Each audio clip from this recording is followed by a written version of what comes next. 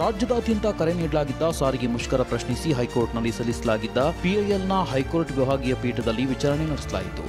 ಈ ವೇಳೆ ಜಂಟಿ ಕ್ರಿಯಾ ಸಮಿತಿಯನ್ನ ಹೈಕೋರ್ಟ್ ವಿಭಾಗೀಯ ಪೀಠ ತರಾಟೆಗೆ ತೆಗೆದುಕೊಂಡಿದೆ.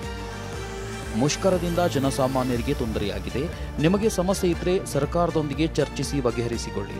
ಅದು ಬಿಟ್ಟು ಜನಸಾಮಾನ್ಯರನ್ನ ಒತ್ತೆಯಾಗಿರಿಸಿಕೊಳ್ಳುವುದನ್ನು ಸಹಿಸಲಾಗುವುದಿಲ್ಲ. ಈ ಸಾರಿಗೆ ಮುಷ್ಕರ ನಿಂತಿರುವ ಬಗ್ಗೆ ಬುಧವಾರ ಮಾಹಿತಿ ನೀಡಬೇಕು. ಇಲ್ಲವಾದರೆ ನ್ಯಾಯಾಂಗ ನಿಂದನೆ ಕೇಸ್ ಹಾಕಿ ಕಾರಣರಾದವರ ಬಂಧನಕ್ಕೆ ಆದೇಶಿಸಲಾಗುತ್ತೆ ಅಂತ ಸಾರಿಗೆ ಸಂಘಟನೆಗಳ ಪರ ವಕೀಲರಿಗೆ ಹೈಕೋರ್ಟ್ ಎಚ್ಚರಿಕೆ ನೀಡಿದೆ.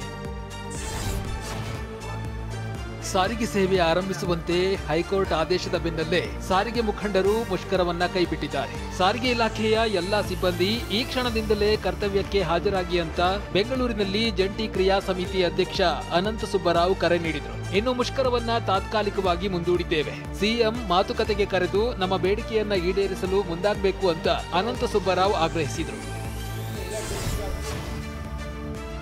ಮುಷ್ಕರ ಹಿಂಪಡೆಯೋದಕ್ಕೂ ಮುನ್ನ ರಾಜ್ಯದ ಬಹುತೇಕ ಎಲ್ಲಾ ಜಿಲ್ಲೆಗಳಲ್ಲೂ ಕೆಎಸ್ಆರ್ಟಿಸಿ ಬಸ್ ಸಿಗದೆ ಪ್ರಯಾಣಿಕರು ಪರದಾಡಿದ್ರು.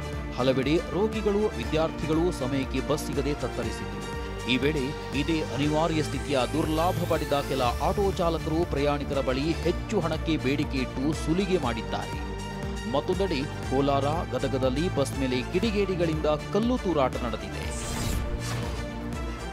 ಧರ್ಮಸ್ಥಳದಲ್ಲಿ ಮಂಗಳವಾರ ಪಾಯಿಂಟ್ ನಂಬರ್ 11 ಮತ್ತು 12ರಲ್ಲಿ ಅಸ್ಥಿಪಂಜರಗಳಿಗಾಗಿ ಎಸ್ಐಟಿ ಹುಡುಕಾಟವನ್ನ ನಡೆಸಿತು. ಆದರೆ ಯಾವುದೇ ಅಸ್ಥಿಪಂಜರ ಪತ್ತೆಯಾಗಲಿಲ್ಲ.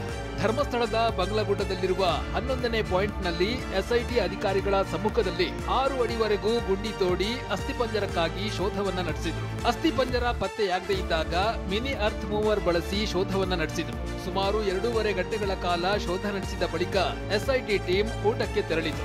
ಊಟದ ವಿರಾಮದ ಬಳಿಕ ಪಾಯಿಂಟ್ ನಂಬರ್ 12ರಲ್ಲಿ ಶೋಧ ಕಾರ್ಯ ಮುಂದುವರಿಯಿತು. ಆದರೆ 2 ಪಾಯಿಂಟ್ನಲ್ಲಿ ಅಸ್ಥಿಪಂಜರ ಸಿಗಲಿಲ್ಲ. ಬುಧವಾರ 13ನೇ ಪಾಯಿಂಟ್ನಲ್ಲಿ ಎಸ್ಐಟಿ ತಂಡ ಉತ್ಖನನವನ್ನ ನಡೆಸಲಿದೆ. ಧರ್ಮಸ್ಥಳದಲ್ಲಿ ಸೋಮವಾರ ನಡೆದ ಉತ್ಖನನ ಕಾರ್ಯದ ವೇಳೆ ಪುರುಷನ ತಲೆಬುರುಡೆ ಪತ್ತೆಯಾಗಿದೆ. ಸೋಮವಾರ ತಲೆಬುರುಡೆ ಪತ್ತೆಯಾದ ಜಾಗವನ್ನ ಪಾಯಿಂಟ್ ನಂಬರ್ 14 ಅಂತ ಗುರುತಿಸಲಾಗಿದೆ. ಇನ್ನು ಬಂಗ್ಲಗುಡ್ಡದಲ್ಲಿ ಭೂಮಿಯ ಮೇಲ್ಮೈನಲ್ಲಿ ಪುರುಷನ ಅಸ್ಥಿಪಂಜರ ಪತ್ತೆಯಾಗಿದೆ. ಪತ್ತೆಯಾದ ಅಸ್ಥಿಪಂಜರವನ್ನ 1.5 ವರ್ಷದ ಹಿಂದೆ ವ್ಯಕ್ತಿ ಆತ್ಮಹತ್ಯೆಗೆ ಶರಣಾಗಿದ್ದ ವ್ಯಕ್ತಿಯದ್ದು ಎಂದು ಶಂಕಿಸಲಾಗಿದೆ. ಪಾಯಿಂಟ್ 14ರಲ್ಲಿ ಒಂದು ಬೆನ್ನು ಮೂಳೆ ಹಾಗೂ 140ಕ್ಕೂ ಹೆಚ್ಚು ಮೂಳೆಗಳ ಚೂರುಗಳು ಪತ್ತೆಯಾಗಿವೆ. ಉಪ್ಪು ಹಾಕಿ ಸಂಗ್ರಹಿಸಿದ್ದ ಮೂಳೆ ಚೂರುಗಳನ್ನು ಉಡುಪಿಯ ಮಣಿಪಾಲ್ನ ಕೆಎಂಸಿ ಆಸ್ಪತ್ರೆಯ ಲ್ಯಾಬ್ಗೆ ರವಾನೆ ಮಾಡಲಾಗಿದೆ. ಹಿರಿಯ ವಿಧಿವಿಜ್ಞಾನ ತಜ್ಞರು ಮೂಳೆಗಳ ಪ್ರಾಥಮಿಕ ಪರೀಕ್ಷೆ ನಡೆಸುತ್ತಿದ್ದಾರೆ. ಇನ್ನು ಅಸ್ಥಿಪಂಜರ ಸಿಕ್ಕ ಸ್ಥಳದಲ್ಲಿ ಮಣ್ಣಿನಲ್ಲಿ ಹೂತು ಹೋಗಿದ್ದ ಪುರುಷನ ಬಟ್ಟೆ ಚೂರುಗಳು ಪತ್ತೆಯಾಗಿವೆ. ಮರದಲ್ಲಿ ಆತ್ಮಹತ್ಯೆಗೆ ಬಳಸಿದ್ದ ಕೆಂಪು ಬಣ್ಣದ ಸೀರೆ ಪತ್ತೆಯಾಗಿದೆ. ಧರ್ಮಸ್ಥಳದಲ್ಲಿ 6ನೇ ಪಾಯಿಂಟ್ನಲ್ಲಿ ಮಾನವನ ಕಳೇಬರ ಪತ್ತೆ ಬಗ್ಗೆ ದಾಖಲಾಗಿದ್ದ ಯುಡಿಆರ್ ಬಗ್ಗೆ ಎಸ್ಐಟಿ ತನಿಖೆಯನ್ನ ನಡೆಸಲಿದೆ. ಎಸ್ಐಟಿ ತನಿಖೆಗೆ ಆದೇಶಿಸಿ ಡಿಜಿ ಮತ್ತು ಐಜಿಪಿ ಡಾಕ್ಟರ್ ಎಂಎ ಸಲೀಂ ಆದೇಶಿಸಿದ್ದಾರೆ. ಅನಾಮಿಕ ದೂರುದಾರ ಗುರುತಿಸಿದ್ದ 6ನೇ ಪಾಯಿಂಟ್ನಲ್ಲಿ ಎಸ್ಐಟಿ ಅಧಿಕಾರಿಗಳ ಸಮ್ಮುಖದಲ್ಲಿ ನಡೆದ ಶೋಧದ ವೇಳೆ ಮಾನವನ ಕಳೇಬರ ಪತ್ತೆಯಾಗಿತ್ತು. ಈ ಸಂಬಂಧ ಆಗಸ್ಟ್ 1ರಂದು ಧರ್ಮಸ್ಥಳ ಪೊಲೀಸ್ ಠಾಣೆಯಲ್ಲಿ ಯುಡಿಆರ್ ದಾಖಲಾಗಿತ್ತು. ಸದ್ಯ ಯುಡಿಆರ್ ಅನ್ನ ಎಸ್ಐಟಿ ತನಿಖೆಗೆ ನೀಡಿ ಡಿಜಿ ಮತ್ತು ಐಜಿಪಿ ಸಲೀಂ ಆದೇಶವನ್ನ ಹೊರಡಿಸಿದ್ದಾರೆ. ಇನ್ನು ಸಾಮಾಜಿಕ ಕಾರ್ಯಕರ್ತ ಟಿ ಜಯಂತ್ ನೀಡಿದ್ದ 15 ವರ್ಷದ ಹಿಂದೆ ಬಾಲಕಿ ಅನುಮಾನಾಸ್ಪದ ಸಾವಾಗಿದೆ ಎಂಬ ದೂರಿನ ಬಗ್ಗೆಯೂ ತನಿಖೆಗೆ ಎಸ್ಐಟಿ ಆದೇಶಿಸಿದೆ. ಧರ್ಮಸ್ಥಳ ಠಾಣೆಗೆ ಸೋಮವಾರ ಜಯಂತ್ ದೂರು ನೀಡಿದ್ರು. ಬಾಲಕಿ ಶವವನ್ನ ಕಾನೂನು ಪ್ರಕ್ರಿಯೆಗೆ ಒಳಪಡಿಸದೆ ಪೊಲೀಸ್ ಅಧಿಕಾರಿಯೇ ಮುಂದೆ ನಿಂತು ಹುತ್ತು ಹಾಕಿದ್ರು ಅಂತ ಜಯಂತ್ ಆರೋಪಿಸಿದ್ದಾರೆ. ಬಾಲಕಿ ಅನುಮಾನಾಸ್ಪದ ಸಾವು ಅಧಿಕಾರಿ ವಿರುದ್ಧ ಕ್ರಮಕ್ಕೆ ಕೋರಿ ದೂರು ನೀಡಿದ್ದಾರೆ.